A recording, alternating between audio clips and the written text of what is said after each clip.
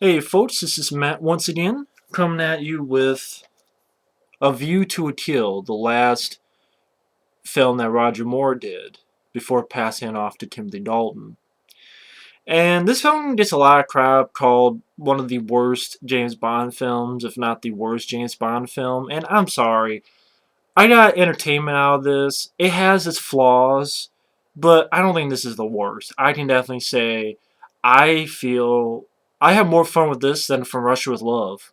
I'll admit it. From Russia with Love was boring as sin until the last 10-20 minutes. I say this is much better than I like this better than Honor Her Majesty's Secret Service. I wasn't as bored with this film as I was with Honor Her Majesty's Secret Service. Granted, that film could grow on me, but still, I like this better than The Man with the Golden Gun. I like this better than Octopussy. I like this better than Never Say Never Again. It has its flaws, but I don't think it was that bad. I think after seeing Octopussy and Never Say Never Again, getting pretty bored with those films, that having a film that's fast paced, is entertaining. It was cool that a lot of it takes place in San Francisco, because a lot of Bond films don't take place in America if you think about it, which I thought that was cool location. I like the villain, Christopher Walken, and his henchwoman, Grace Jones. I thought they did a good job. I like the plot. Granted, all Bond films are silly, but I like that he's dealing with microchips. Like Christopher Walken is this sort of microchip king, and he wants to fuck up Silicon Valley so he can have the marketing microchips. I don't know. I just for some reason like that plot because it wasn't another espionage with the Soviets or something like that. I guess. But uh, I think a lot of people complain about Roger Moore's age. People said I don't see that in For Your Eyes Only. I don't even see that in Octopussy. Uh, and For Your Eyes Only, I really like it. I think Roger Moore's fine. Here, I can understand that. He does seem a little too old for the part. He does. I just don't think he looked that bad. Like, people were making fun of his looks, like, reading reviews. I don't think he looked that bad. I mean, oh, he's with these younger girls, how disgusting. And I'm like, how creepy. I'm like, I wasn't creeped out. If the girls themselves and interviews and stuff were not creeped out, then why should I be creeped out? You know what's more creepy? Anna Nicole Smith when she was with that 89-year-old dude. Okay, got married to him. That was creepy. Like, I think, oh my god, he's gonna look like the 89-year-old dude, but I don't think he looks that bad. I really don't. I don't think he looks that terrible. But yeah, I can see that. Like, if I imagine, what if Timothy Dalton, what if this is his first James Bond film? That would have been cool. That way, Timothy Dalton could have done 3 films instead of 2. But if this was Timothy Dalton's first film, and leave everything else the same, I think that'd be pretty. It'd be a better film. I think that'd be pretty cool. I think that would have been cool. But again, I had more fun with this than, say, Octopussy or The Man with the Golden Gun and such. Yeah, the first action scene was Steen. Granted, the part I didn't like about that scene when they used the fucking California Girls song, that was stupid. But I liked the bit that he takes a flare and fucks up a helicopter, that was cool. I really enjoy the song "A View to a Kill" by Duran Duran. I thought that was a really good song. Uh, I like the bit where Grace Jones assassinates this person, and she escapes by jumping off the Eiffel Tower. I thought that was a good stunt sequence. Stupid computer. I thought that was a good stunt sequence. I thought that was well done. I thought that was. I like the bit that James Bond goes after her, and first off, like his fucking car, he drives through this thing and it takes off the entire top half of his car, and then another car hits it and splits his car in half. So now he's driving like half a car. And before that, I like the stunt sequence where he flies the car off and lands and drives on a bus. Thought that was cool. Then you have this bit with the horses because Chris Walken's character is like kind of rigging these horse races on his off time, but it kind of shows how fucked up Chris Walken is because what he does, he actually puts microchips in his horses, and like if they're losing, it gets like a shot of adrenaline. I thought, okay, that's fucked up by Chris Walken, and I like Chris Walken as the bad guy. I think he's plays a great villain. He's insane. Uh, uh, I like Grace Jones as the henchwoman. I think they could have given her a little bit more to do. but I thought she did a good job. I like the score because I like in the score they actually put that song "A View to a Kill." They actually put that in musical form. Dun, dun, dun, dun. It's a view to a kill, like boom, boom, boom, boom, boom. And some of the action scenes I enjoyed. I enjoyed the sequence where they're in San Francisco and basically, first off with the horse thing, Bond is with this guy helping him, played by Patrick Macnee, who I remember from Waxwork 1 and 2. Most people remember from the TV show The Avengers from the 60s or whatever. Uh, but then ultimately they get found out, and Bond has to get help from this girl played by Tanya Roberts, Tanya Roberts from the Beastmaster. She's great on the eyes, terrible actress. She's horrible in this film. She's literally one of the worst acted Bond girls. Horrible actress. But I like some of the sequences. I like the sequence where James Bond is at her house using a shotgun, but he finds out, it's like, what's in this? Rock salt. Oh, now you tell me. So Grant has rock salt, but it's like, cool. It's fucking James Bond with a Grant rock salt as well. He's with a shotgun. That's cool.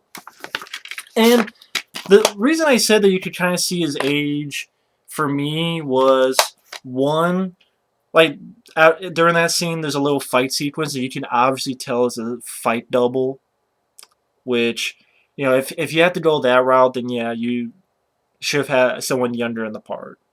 I don't think Roger Moore was that insanely horrible looking or that insanely horrible acting or whatever.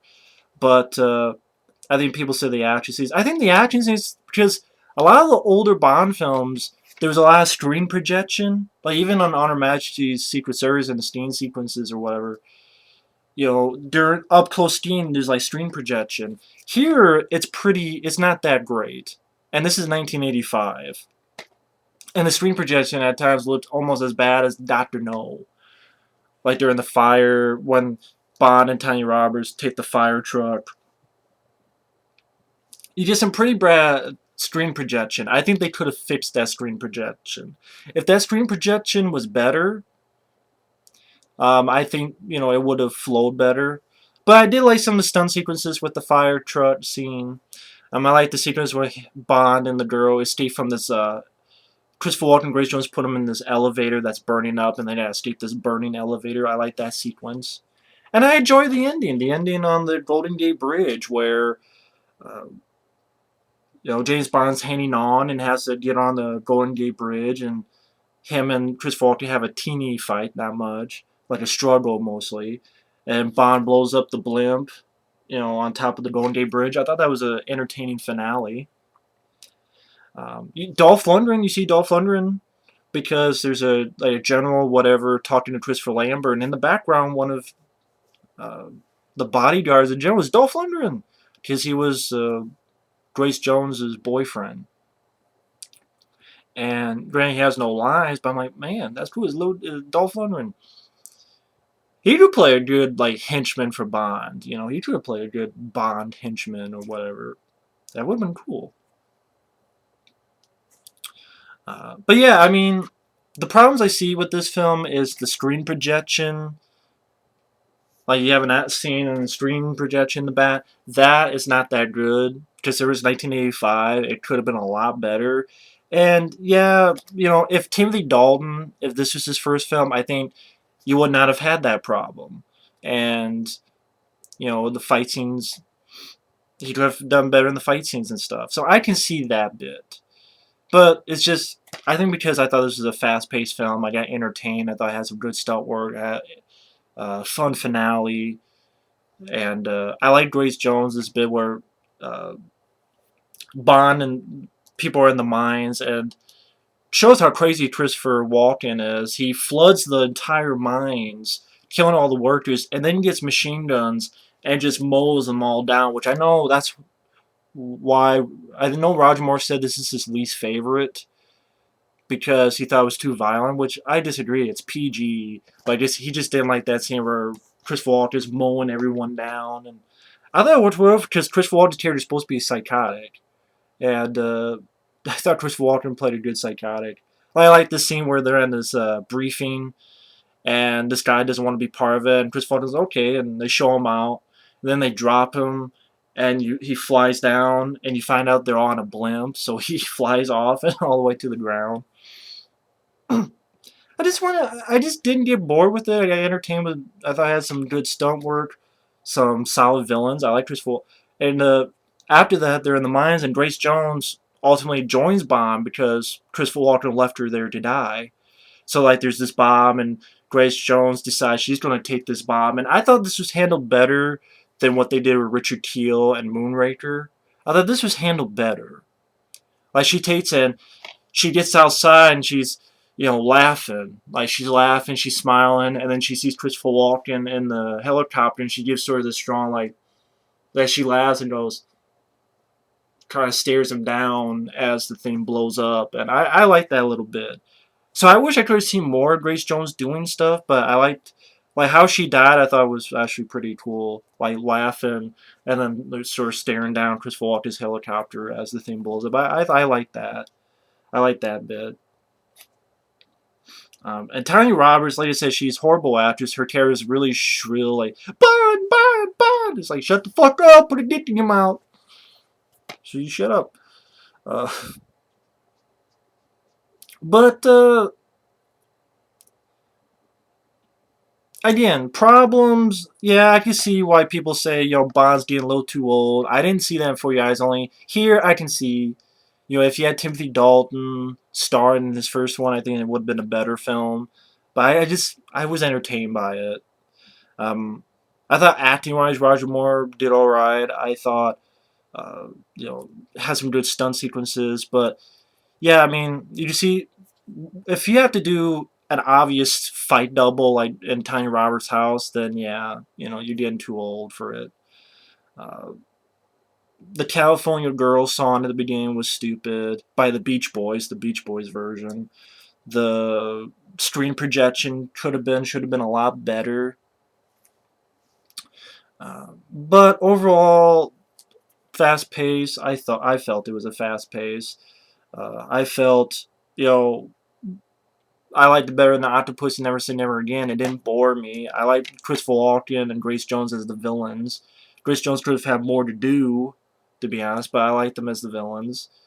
Uh, I liked the ending with the blimp on the Golden Gate Bridge. I like that a lot of it, not a lot of it, but some of this take place in San Francisco in America. That was cool. Some good stunt sequences like the fire truck scene and the scene with the car keeps getting broken up. Like first the top, then just fucked up in half.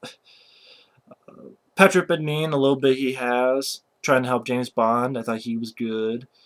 I like the score, especially like the song "A View to a Kill" by Duran Duran, which was the last song they did before they broke up. But overall, I was entertained. I mean, there are flaws. He is a little bit too old, and the screen projection, like the stuff in the back is pretty bad. I think, if they could at least fix that, then it would have helped. I don't think he looks that bad, and I don't think he looks like the fucking 89-year-old guy who married Anna Nicole Smith. I thought he did well enough, but I could see, again, if like Timothy Dalton had done it, it'd be better. But uh, I liked this film better than Octopussy, so I'm like, okay, if he's going to end it with this or Octopussy, I was fine with this because Octopussy I was just not a fan of. But anyway, that's A View to a Kill. I just thought it was a fun. I thought it was an entertaining 80s action flick, but it has its flaws. But I liked it. I'm not saying it's one of the best Bond films. Believe me, it would not be in my top 10 of Bond films. But I don't think it's the worst. Again, I've seen. I think Die Another Day is worse than this. I'll be honest. I think, to be honest, I like this better than Never Say Never Again, the unofficial one. I like this better than fucking Man with a Golden Gun. But that's me. But anyway, thanks for watching. Take care, and we'll see you later.